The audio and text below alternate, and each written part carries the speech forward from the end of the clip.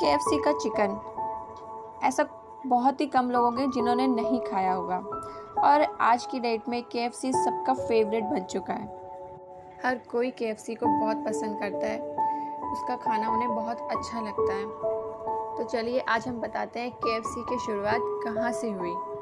KFC के founder colonel Sanders, जिन्हें 1009 बार निराशा हाथ लगी, उन्होंने 65 साल की उम्र में केएफसी की शुरुआत की थी। कहते हैं काम करने की कोई उम्र नहीं होती, बस लगन होनी चाहिए।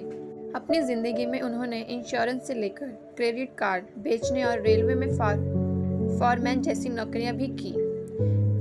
उम्र कभी तय नहीं करती आपका करियर, तय करता है तो आपकी कोशिश।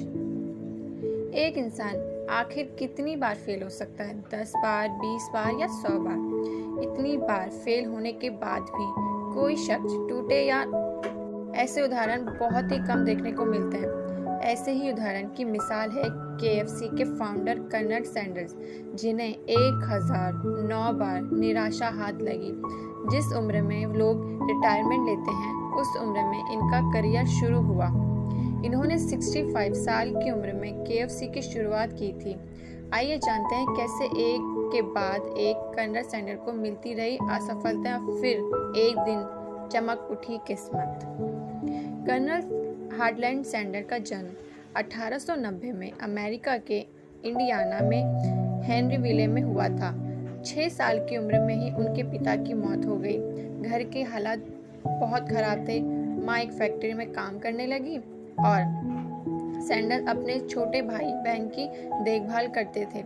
महज 7 साल की उम्र में ही उन्होंने अच्छा खाना पकाया सीख गए थे।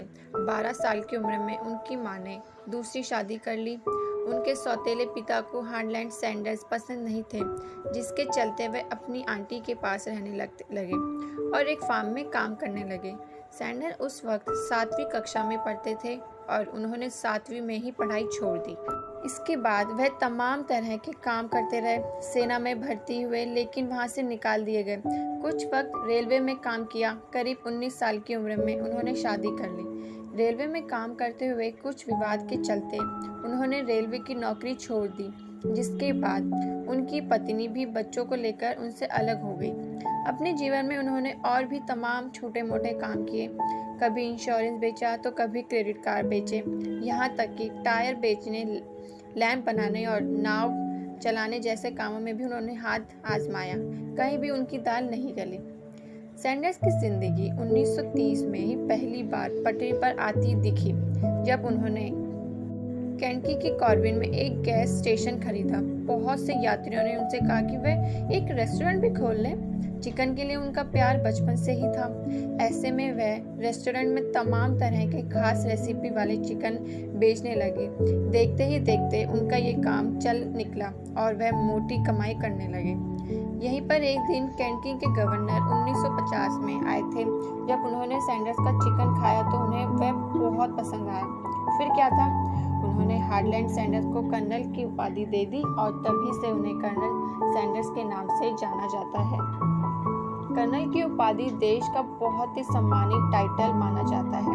जहां पर सैंडर्स का रेस्टोरेंट था, वहां से एक हाईवे निकलने के चलते उनका रेस्टोरेंट टूट गया।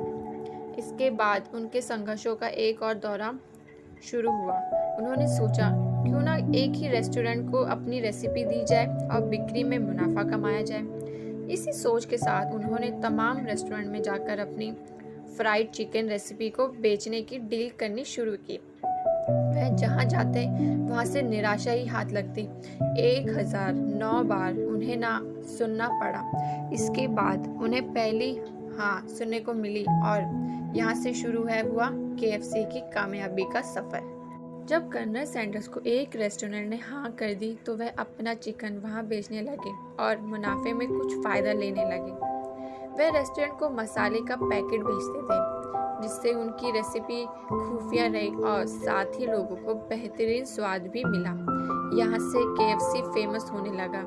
इसके बाद 1963 में अक्टूबर महीने में एक वकील जॉन ब्राइट ब्राउज जूनियर और व्यापारी जैक्सी मैसी ने सैंडर्स से मुलाकात की और KFC के फ्रेंचाइजी राइट्स खरीदे की इच्छा जताई। शुरुआत में तो वह मना करते रहे, लेकिन बाद में उन्होंने $2 मिलियन में जनवरी 1965 में बेच दिया।